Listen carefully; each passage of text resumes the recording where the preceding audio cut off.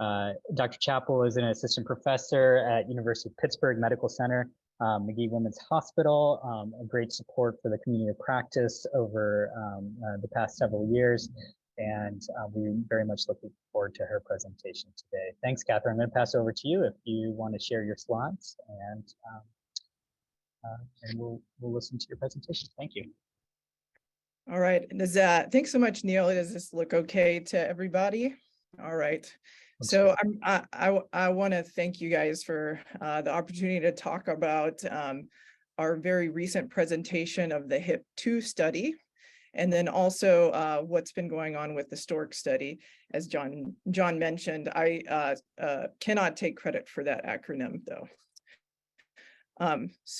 I want to start where we left off. We presented HIP-1 for the first time at CROI in 2019, which seems like 1,000 years ago.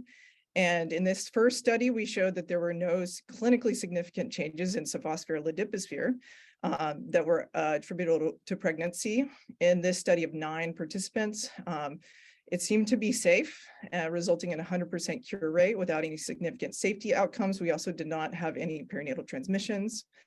But half of our participants screen failed because they had genotype 2 or 3. So we really needed a pan-genotypic regimen really to move forward. And sophosphere valpatisvir was an ideal candidate because we already had a little bit of data on sophosphere, and valpatisvir is very similar to liposphere. However, before you do any larger study of a medication in pregnancy, you really have to take consideration to the significant physiologic changes that occur in pregnancy that can impact the drug exposures.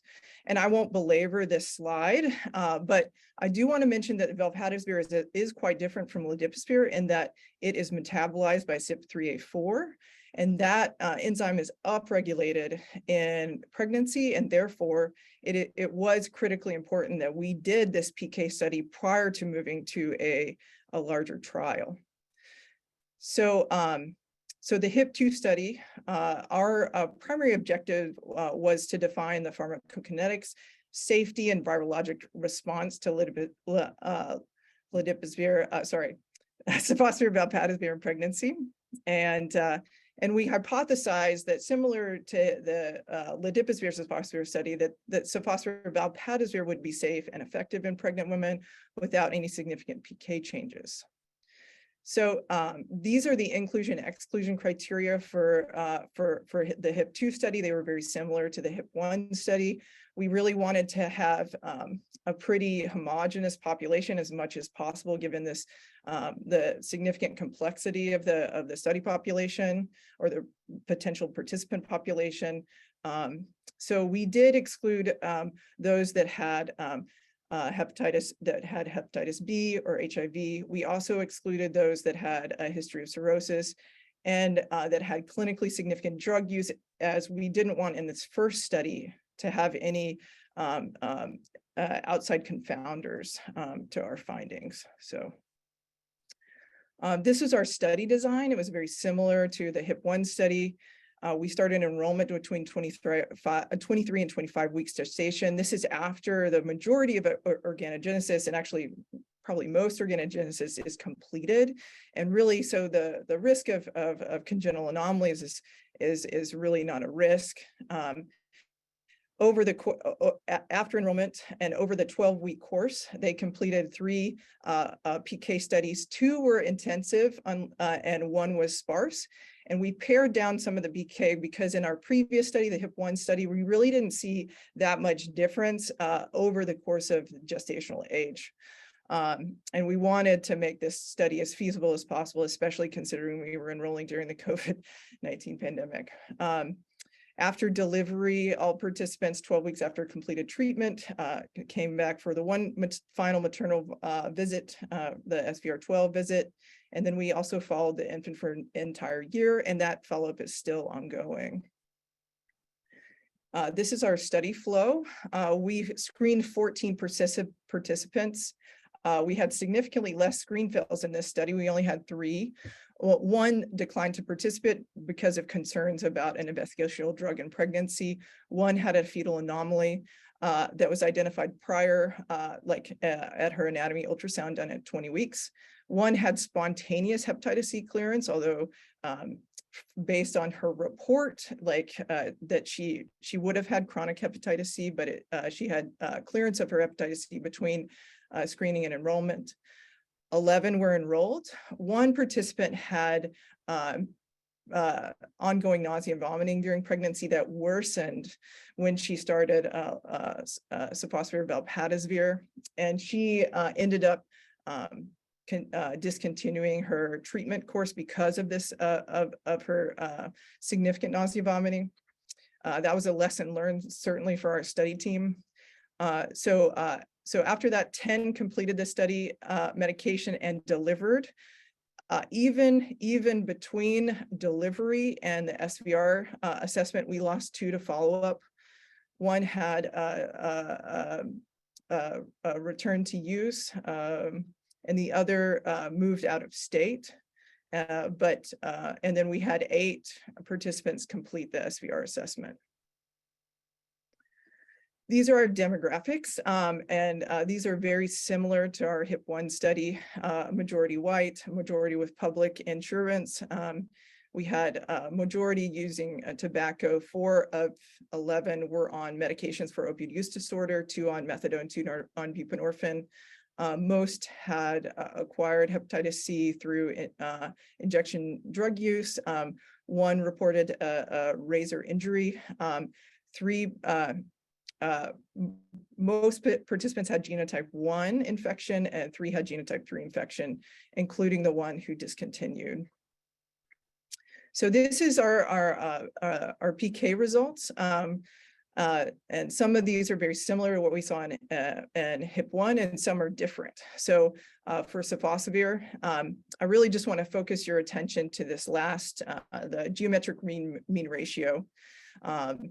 For those non-pharmacologists in the room, if it crosses 1, then it is similar. If it does not, then it is different. So the AUC for area under the curve for sofosbuvir was 38% increased during pregnancy compared to non-pregnant women. That Cmax was similar. What I will call, this is the inactive renally excreted metabolite of sofosbuvir. I'll call it 007. It was reduced, and that's similar to what we saw with the HIP-1 study. For valproatovir, there was no change in the AUC, Cmax, or C-tau. This is our response data. As you recall, at enrollment, participants started sofosbuvir valproatovir, and then completed a 12-week course. And as expected, we see a very rapid decline in viremia after initiation of treatment. All participants were undetectable at the time of delivery.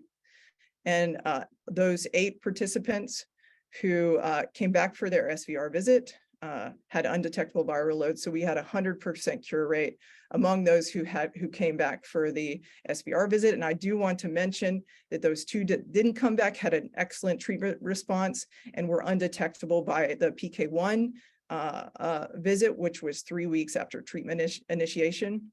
And also we have not had any perinatal transmissions thus far as well.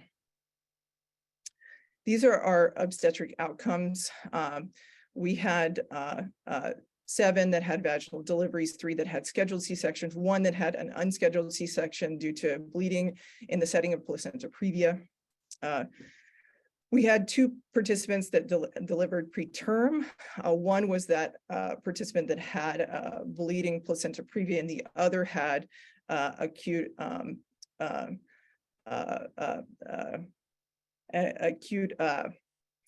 cholelithiasis actually cholecystitis at the time of delivery, and they needed to operate and remove her gallbladder, so she was induced a little bit early and delivered at 36 weeks. So all the infants had normal birth weights. There was a varied length of hospitalization, some of it due to observation for neonatal opioid withdrawal syndrome. There were three infants that were admitted to the neonatal ICU, 2 for respiratory distress that responded rapidly to treatment and didn't have to stay very long, and 1 for treatment of neonatal opioid withdrawal syndrome.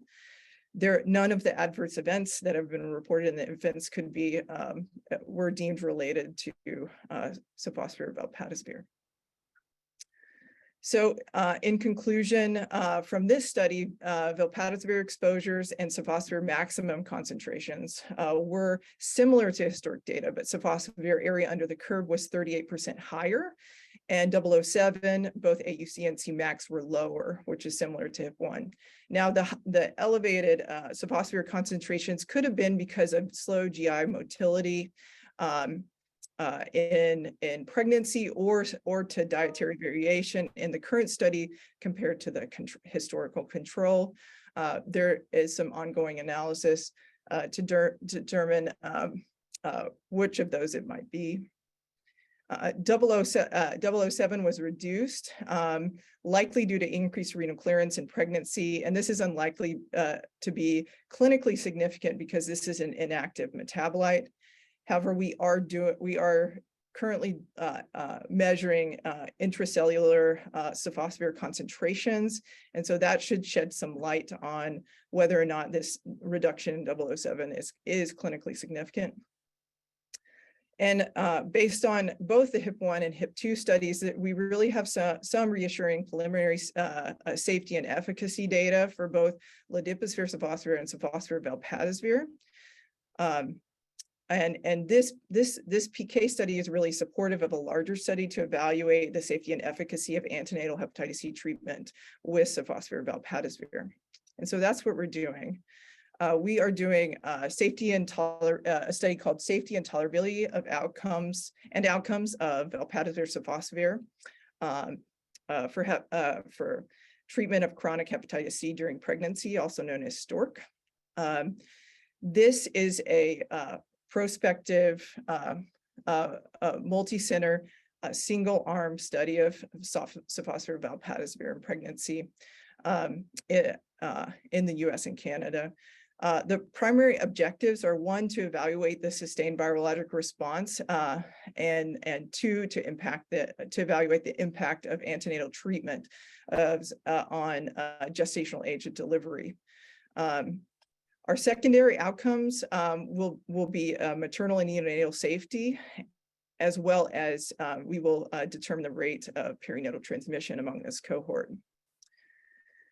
This is our study design. It's similar to our HIP-1 and 2 studies, except for we reduce the number of visits for ease. And these visits will align very well with prenatal care. So we will enroll participants between 20 and 30 weeks. They must have an anatomy ultrasound prior to enrollment. So we can know if there's any congenital anomalies present before we start treatment. There will be visits occurring every 4 weeks on treatment, and then a delivery visit, and then, of course, the SVR visit. And then similarly, we'll follow the infants for an entire year.